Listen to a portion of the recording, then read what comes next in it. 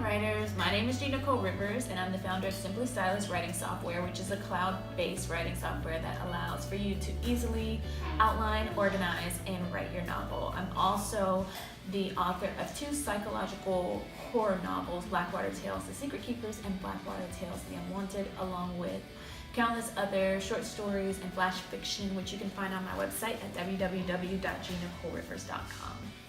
So if you have been following the core video series, then you have already probably done a lot of great work on your novel, including your outline and building a strong main character. So now we're going to get into some of the more specific and detailed aspects of your book. If you haven't already seen any of those videos, you can just go back and check them out and get caught up. Let's start with themes. Themes could go either way. Either you have some themes in your head going into the book that you know you want to try to create, or you just start writing and those themes kind of emerge and then you kind of nurture the story around fulfilling those themes. Themes are basically specific ideas that resurface over and over in your story, or are like the main idea behind your story that manifests itself in different ways and situations throughout the story. Some very popular and basic themes are good versus evil, coming of age, motherhood, etc. I don't think that you really have to focus too much on themes in the beginning, because I feel like it's better to allow them to be created organically. Then once you notice them, you can start to nurture them in your story. It is important to identify and nurture them because they just add an extra layer of richness to your overall story. Next, let's talk about symbols. I love symbols, and I think that they are similar to themes in the fact that they can generate themselves organically, or you can kind of create them if you would like to. But I personally feel like I like to be a little more intentional when it comes to symbols. A symbol in your novel is generally something, physical or not, that takes on a different meaning than the actual functional meaning in everyday life. Symbols allow you to add a little bit of fun in a significant way to your story. For instance, in regular daily life, an eclipse is a scientific process of the sun passing over the moon. But people use an eclipse in many types of stories to symbolize deep change and other things, and to add a little bit more spice to an otherwise straightforward narrative. Settings are so important, and I love talking about settings and elaborating on settings in my novels. I think you should always give a generous and detailed description of important settings in your book, because you want the reader to feel like they know the place, they can see the place, they are in the place. This is where you will spend a great deal of your time, literally, in the story. So take a little extra effort to create robust and interesting surroundings for your readers.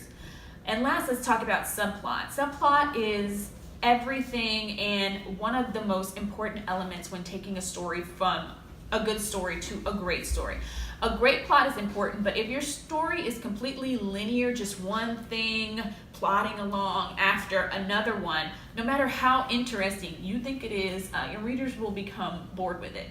You know, our minds today are racing more than ever, and we're taking in multiple streams of data all the time. So, you know, people are watching their television, they're on their computer, they're on their phone, and you have to kind of compete with that a little bit when you're writing a book. So if you're writing a book that just has a very linear, straightforward plot, and there is no subplot, or the subplot is weak, your reader is not going to be engaged, and they're going to get bored very quickly. Popular subplots usually revolve around romantic interest or personal character development, but you know, there's a variety and you have a lot of options there. These can all work as long as they are weaved effortlessly into the plot. But remember, subplots should keep the reader engaged and should not distract from the main plot. They should complement the main plot, not distract from it, and they should add value. So let's recap quickly. Themes are main ideas that surface and resurface in your book. Allow these kinds of things to emerge on their own, and then nurture them once they have been identified, or at least that's my advice. Specific and identified themes add a layer of richness to your story. Symbols are things that you use in your book to represent other things. Symbols are fun and allow you to spice up your narrative. Settings. Settings are imperative to creating a memorable story. Make the extra effort to create memorable places that your readers want to be. Subplot.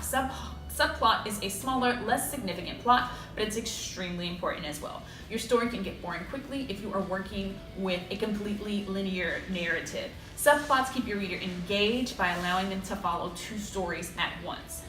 That's all for today, writers. Next week, we'll be talking about rewriting and your style sheet. So if you enjoyed this video, please like, comment, subscribe, or share. If you're ready to start your writing journey today, head on over to www.simplystylus.com. Also, if you want to stay in the writing loop, snag your spot on our email list, and then you can immediately download your free copy of Writing Compelling Book Blurbs that make readers choose your book. Or you can join our supportive Facebook group called Simply Stylus, Simply Writing Facebook group, and download your checklist for creating killer book titles with the links provided. Your story starts here.